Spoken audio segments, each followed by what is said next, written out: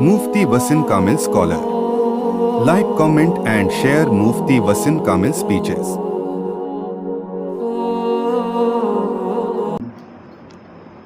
बिस्मिल्लाहिर्रहमानिर्रहीम। अल्हम्दुलिल्लाहि रब्बिल आलमीन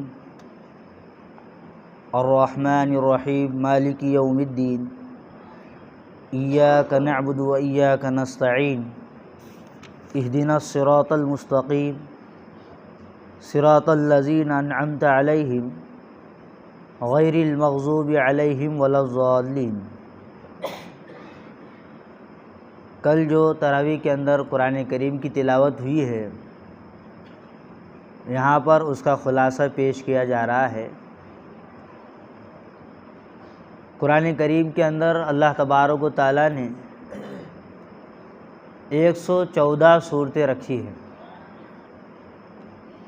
और कुरान करीम के जो हुरूफ है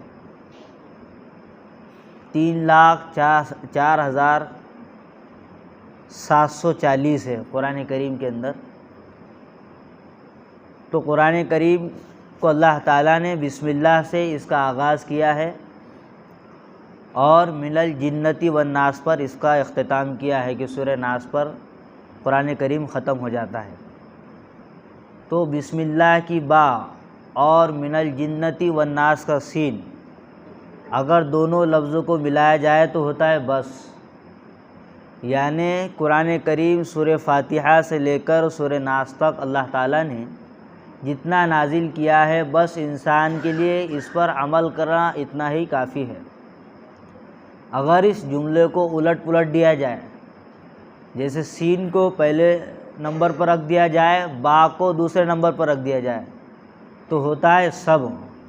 यानी पूरा के पूरा कुरान हिदायत वाला है। जो आदमी हिदायत की चाहत रखेगा तो उसके लिए सब बातें हिदायत की होगी। तो यहाँ पर सूरह फ़ातिहा सबसे पहले कुरान करीम की तरतीब में रखी गई है।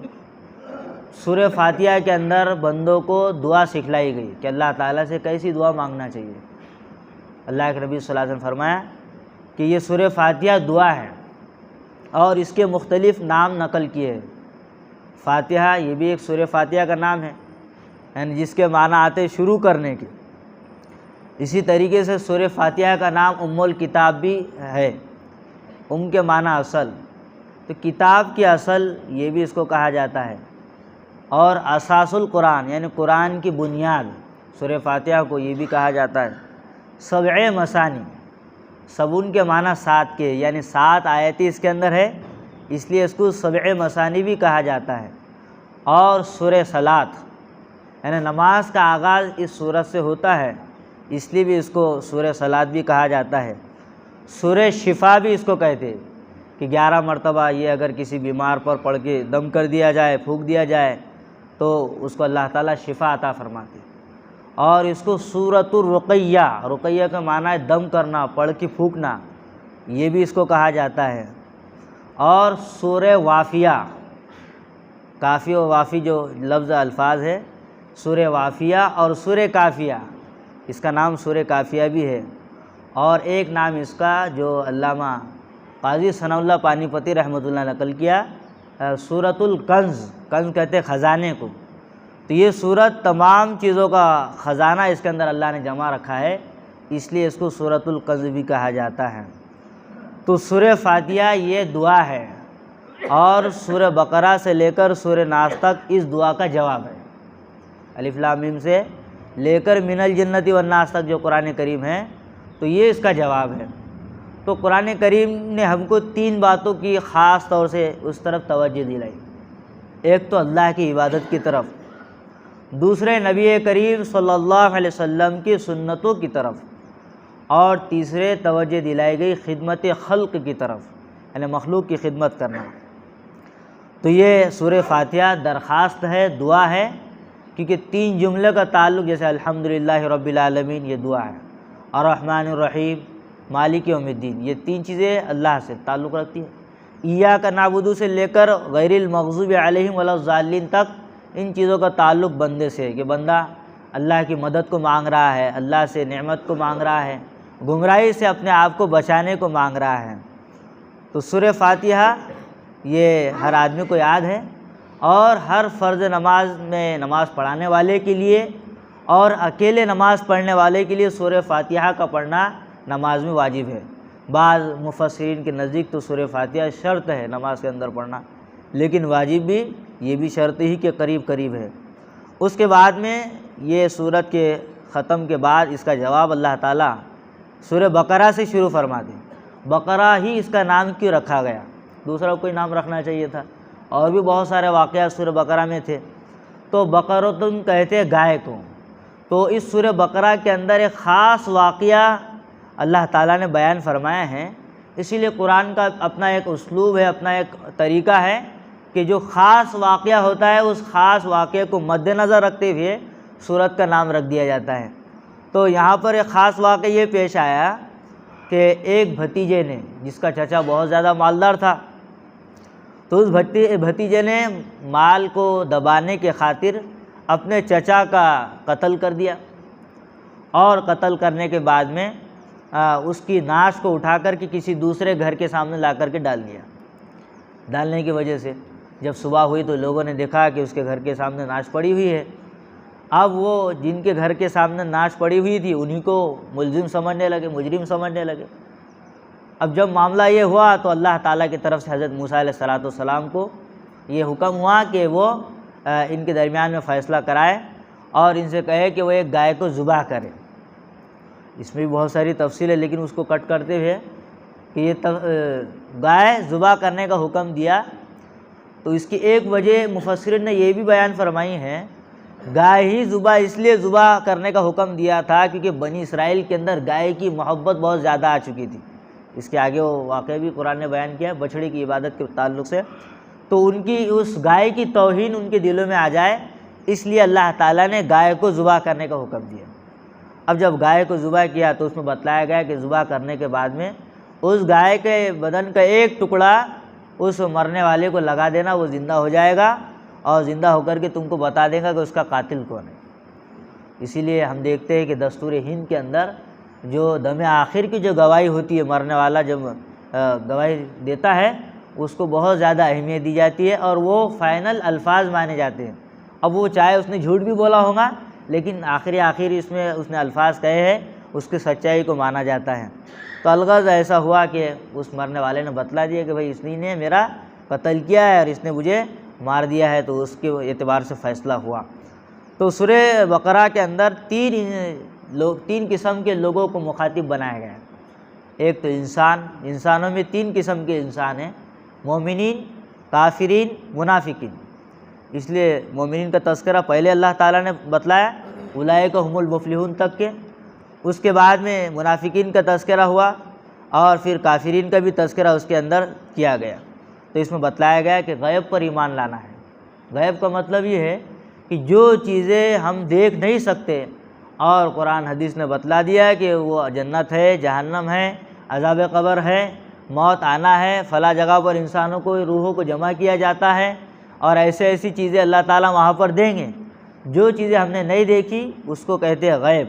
اسی لیے قرآن میں پہلا لفظ یؤمنون بالغیب کہا گیا کہ غیب پر ایمان رکھنا ہے، جو پوشیدہ چیزیں ہیں، جو ہماری نظروں سے اوجھل ہے، غائب ہے۔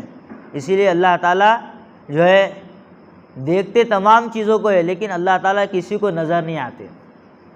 تو قرآن کریم میں غیب پر ایمان لانے کو کہا گیا، نماز قائم کرنے کو کہا گیا کہ آدمی اہتمام کے ساتھ میں نماز قائم کرے اور زکوٰۃ ادا کرے، اور اللہ تعالیٰ نے جتنی کتابیں نازل کی ہیں ان تمام کتابوں پر ایمان لائے کہ وہ سب اللہ کی طرف سے تھی، اور آخرت پر یقین رکھیں۔ آخرت کو آخرت اس لیے کہتے ہیں کیونکہ وہ تاخیر سے آنے والی ہے۔ آخرت کا مطلب ہے لیٹس ہو جانا، تاخیر سے آنا، تو آخرت آئے گی، اس پر یقین رکھے آدمی۔ اور اللہ تعالیٰ نے جو رزق دیا ہے، یہ رزق اللہ کی طرف سے وَمِمَّا رَزَقْنَاهُمْ يُنْفِقُونَ، کہ جو ہم نے تم کو رزق دیا ہے اس میں سے خرچ کرنے کا اللہ تعالیٰ نے حکم دیا، اور منافقت سے، نفاق سے منع کیا۔ نفاق کی 3 صفات بتلائی حدیث کے اندر کہ منافق کی یہ صفات ہے، خصلت ہے کہ جب وہ بات کرتا ہے تو جھوٹ بولتا ہے، اور وعدہ خلافی کرتا ہے، اور امانت کے اندر خیانت کرتا ہے۔ اور چوتھی صفت جو بتلائی کہ مسجدوں کے اندر شور مچانے کو بھی اسی سے تعبیر کیا گیا ہے۔ تو منافق کی یہ خصلت ہے، اس سے بھی اپنے آپ کو بچانا چاہیے۔ اور دوزخ سے ڈرایا گیا ہے، عذاب عظیم عذاب علیم، دونوں قسم کے عذاب، دردناک عذاب اور اس سے کم عذاب کو اللہ تعالیٰ نے بیان کر دیا۔ تو جو انکار کرنے والے ہیں ان کو بھی ڈرایا جا رہا ہے، مومنین کو خوشخبری سنائی جا رہی ہے، اور اس کے بعد میں حضرت سیدنا آدم علیہ السلام کا واقعہ بیان کیا، انی جاعل فی الارض خلیفہ، خلیفہ زمین پر ہوتا ہے، اس لیے حضرت آدم کو زمین پر اتارا گیا۔ آسمانوں پر خلافت نہیں چلتی ہے، اس لیے حضرت آدم چاہتے اگر ایسا ہوتا تو جنت میں ہی رکھا جاتا تھا، لیکن اللہ تعالیٰ نے آپ کو دنیا میں بھیجا۔ حضرت آدم علیہ السلام کا جو بدن بنایا گیا ہے یہ پورے زمین کی ہر قسم کی مٹی کو شامل کیا گیا ہے اس کے اندر، اسی لیے آپ دیکھیں گے کہ دنیا کے اندر حضرت آدم علیہ السلام کے اولاد کی قسمیں صورت کے اعتبار سے، رنگت کے اعتبار سے بھی الگ الگ ہے، کوئی گورے ہے تو کوئی درمیانی کلر کے ہے، کوئی بہت زیادہ سیاہ ہے، کسی کے چہرہ سرخی مائل ہے، لال ہوتا ہے، جیسے عرب حضرات کو دیکھ لے۔ ایسی ان کی مزاج میں بھی مٹی کے اعتبار سے فرق ہے، کسی کی مزاج کے اندر سختی ہے، کسی کی مزاج کے اندر نرمی ہے، تو یہ اس مٹی کا اثر ہے کہ جس کے ذریعے سے انسان کو اللہ تعالیٰ نے بنایا ہے۔ تو اللہ تعالیٰ نے حضرت آدم علیہ السلام کو زمین پر بھیجا، خلیفہ بنایا، اور حضرت آدم کا امتحان بھی ہوا، اور اس میں فرشتوں کو حکم دیا گیا کہ سجدہ کریں۔ اب تمام لوگوں نے، فرشتوں نے سجدہ کر لیا، لیکن شیطان نے سجدہ کرنے سے انکار کیا، کیونکہ شیطان کے اندر عاجزی نہیں تھی، تواضع نہیں تھی، اور وہ اپنے آپ کو بڑا سمجھنے لگا تھا۔ اس لیے اللہ تعالیٰ نے ایک سجدہ نہ کرنے کی وجہ سے، حالانکہ اہل علم نے لکھا کہ ایک شیطان ایک ایسا شخص گزرا ہے کہ جس نے دنیا کا کوئی خطہ، کوئی زمین ایسی نہیں چھوڑی جہاں پر اس نے سجدہ نہ کیا ہو، بلکہ تقاریر حقانی کے اندر مولانا پالن حقانی نے لکھا کہ شیطان نے آج تک کہ کبھی کسی قبر کو سجدہ نہیں کیا، آج تک کہ اس نے کبھی شرک نہیں کیا، حالانکہ انسان شرک کرتے، شیطان نے کبھی شرک نہیں کیا، بس ایک حکم اللہ تعالیٰ کا نہیں مانا تو اللہ تعالیٰ نے اس کو اپنے دربار سے ہکال دیا، اس کے بعد لعین قرار دیا گیا، ملعون ہو گیا، اور اللہ تعالیٰ نے حضرت آدم حوا کو جنت میں رکھا۔ اب یہ کتنے دن رہے تو مختلف قسم کے اقوال ہیں۔ ایک قول یہ ہے کہ یہ صرف مغرب تک جنت میں رہے، 1 ساعت کچھ گھنٹے وہاں پر رہے، اس کے بعد میں زمین پر اتار دیے گئے۔ حضرت آدم علیہ السلام کو یہ کہا گیا تھا کہ اس درخت کے قریب مت جانا ورنہ آپ جو ہے مجرمین میں سے ہو جاؤ گے، لیکن اللہ کو منظور تھا، اور حضرت آدم علیہ السلام اور حوا اس درخت کے قریب چلے گئے، اور حضرت حوا نے سب سے پہلے وہ پھل کھایا، اس کا کچھ اثر ان کے بدن پر نہیں ہوا۔ اس کے بعد حضرت آدم علیہ السلام نے جیسا ہی وہ پھل کھایا تھا تو پورے بدن پر سے کپڑے اتر گئے، اور مارے شرم کہ آپ نے کچھ پتوں کے ذریعے سے بدن کو چھپا لیا اور جنت سے اتار دیے گئے۔ اس کے بعد میں آپ کو بڑی افسوس ہوا اس غلطی پر، تو آپ ہمیشہ توبہ مانگا کرتے تھے، 40 سال تک تقریباً آپ روتے رہے اور اللہ تعالیٰ سے دعا کرتے رہے، ربنا ظلمنا انفسنا وإن لم تغفر لنا وترحمنا لنکونن من الخاسرین، اور اللہ تعالیٰ نے آپ کی توبہ قبول فرمائی۔ اس کے بعد میں قرآن کریم کے اندر اللہ تعالیٰ نے حضرت موسیٰ علیہ السلام کا ذکر کیا۔ حضرت موسیٰ علیہ السلام کو اللہ تعالیٰ نے کوہ طور پر بلایا۔ کوہ طور ایک پہاڑ ہے، کوہ کہتے ہیں فارسی میں پہاڑ کو، طور نام کا ایک پہاڑ ہے، وہاں پر اللہ کے حکم سے آپ آئے، تو آپ کے نہیں رہنے کی وجہ سے بستی میں لوگ جو ہے بت پرستی کے اندر مشغول ہو گئے۔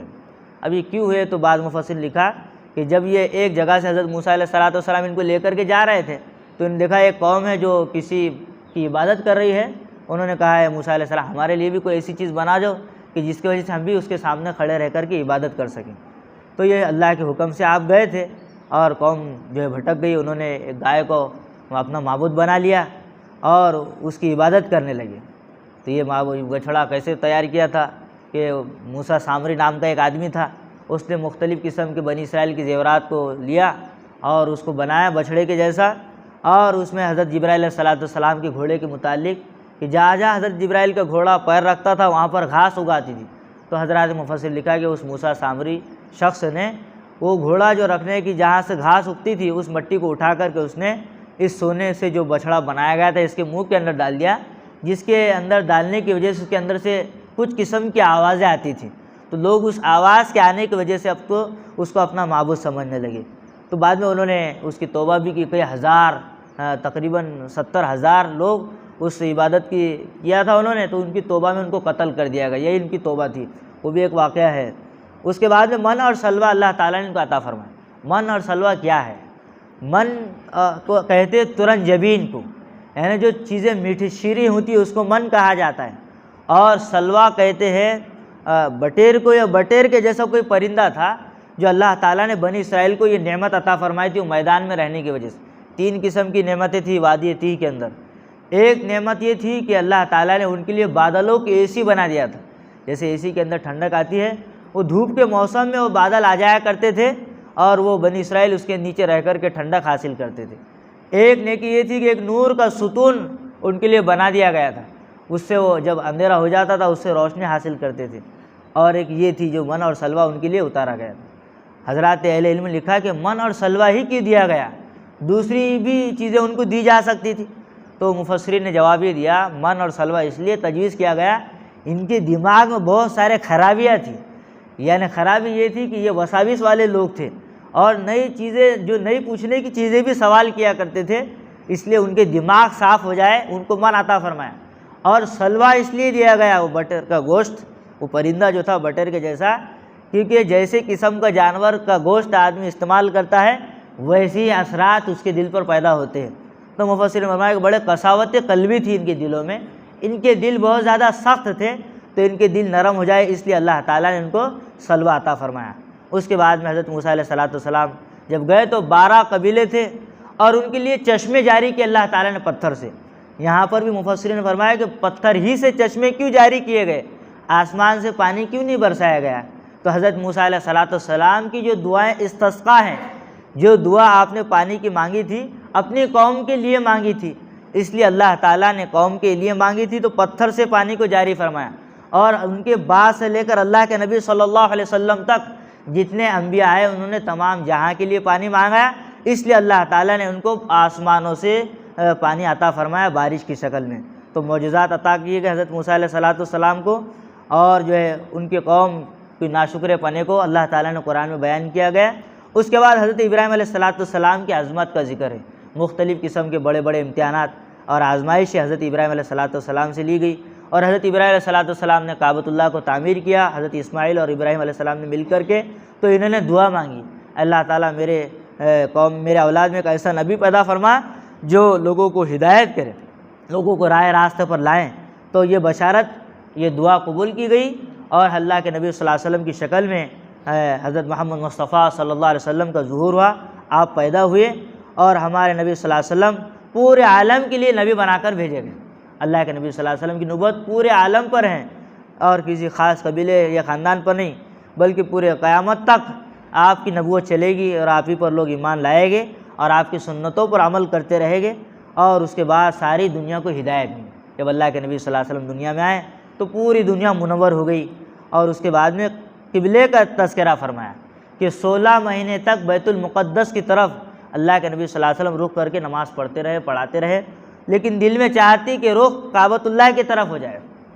اب کعبے ہی کی طرف رخ کر کے نماز ہم کیوں پڑھتے ہیں؟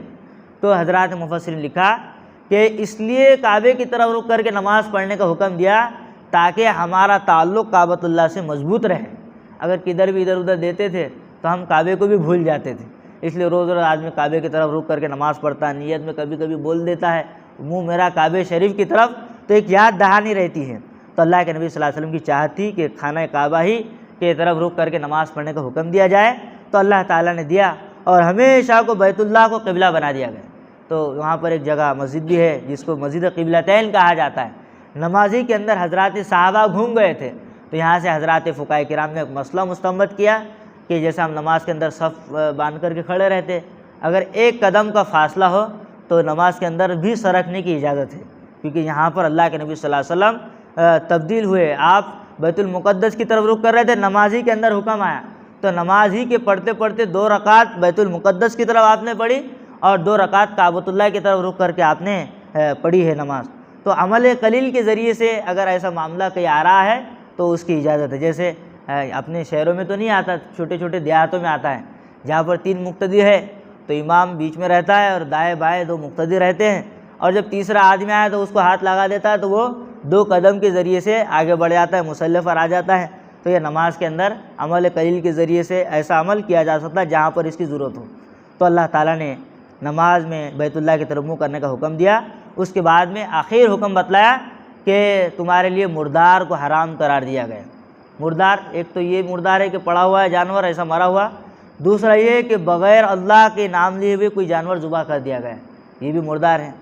تیسرا یہ کہ اگرچہ اس پر اللہ کا نام لیا گیا ہو لیکن وہ اگر کسی بزرگ کے نام سے نیاز اور دیگر چیزوں کے نام سے کھلایا جا رہا ہے تو وہ بھی مردار ہی کے حکم میں مانا جائے گا۔ تو ایک تو چیز یہ ہے۔ دوسرا یہ ہے کہ اگر ہم جانور ذبح کر رہے ہیں اور اگر اس کی ذبح کرتے کرتے پوری گردن الگ ہو جاتی ہے، کبھی کبھار ایسا ہوتا ہے جیسے مرغی ہے اور دوسرے جانور ہے، تو اگر پوری گردن بھی الگ ہو جائے لیکن اللہ کا نام لے کر کے ایسا کیا ہے تو بھی وہ حرام نہیں ہوگا، حلال ہی ہوگا۔ ہاں اتنی بات ضرور ہے کہ پوری گردن اڑا کر کے ذبح کرنا یہ مکروہ ضرور ہے، یعنی اسلام نے اس کو پسند نہیں کیا ہے۔ اگر تھوڑے سے 3 رگوں کو ذبح کر کے چھوڑنے کا حکم اس لیے ہے کیونکہ اس کے اندر جو دم سائل ہے، بہنے والا خون ہے، وہ پورے اچھے انداز میں بہا جائے، اس لیے اس کو اتنا ذبح کرنا ہے۔ اگر پورا ذبح کر لے گا تو پھر وہ چیزیں تو ختم ہو جائیں گی، اچھے انداز میں پاکی نہیں ہوگی۔ لیکن اگر کوئی غلطی سے پوری گردن بھی کاٹ دیتا ہے تب بھی وہ حلال ہے، اور اللہ کا نام لے کر کے ذبح کرنا یہ ضروری ہے۔ اس کے بعد میں خون ہے، خون کا بیچنا بھی حرام ہے اور اس کا خریدنا بھی حرام ہے، لیکن بوقت ضرورت، الضرورات تبیح المعذورات، اگر کوئی ایسا انسان ہے کہ جس کو خون چڑھانے کی ضرورت ہے اور اس کے بغیر وہ زندہ نہیں رہ سکتا تو وہاں پر خون خرید کر کے اس کے کسی کے بدن میں اس کو چڑھایا بھی جا سکتا ہے۔ اسی طریقے سے سور کا گوشت یہ بھی حرام ہے، اور اس سے جو چیزیں بنتی ہے جس کے اندر اس کا استعمال ہے اور اگر ہم کو اس کا علم ہے تو ان چیزوں سے بھی اپنے آپ کو بچانا ہے۔ بہت ساری چیزیں ایسی ہوتی جس کے اندر خنزیر کی چربی استعمال کی جاتی، بہت سارے برش بھی ایسے جو خنزیر کے بال سے بنائے جاتے ہیں، تو ایسے چیزوں سے بچنا ہے جو انسان کو ناپاک کرنے والی چیزیں، اور غیر اللہ کے نام و نظر کی ہوئی چیزوں کا حرام ہونا بھی بتلایا گیا ہے۔ یہاں پر یہ پہلی تراویح تک یہاں تک کہ پڑھا گیا تھا۔ تو یہ تمام کی تمام چیزیں اللہ تعالیٰ نے ہمارے لیے بیان فرمائی ہیں۔ اللہ تعالیٰ ہم تمام کو قرآن کے مطابق عمل کرنے کی توفیق عطا فرمائے۔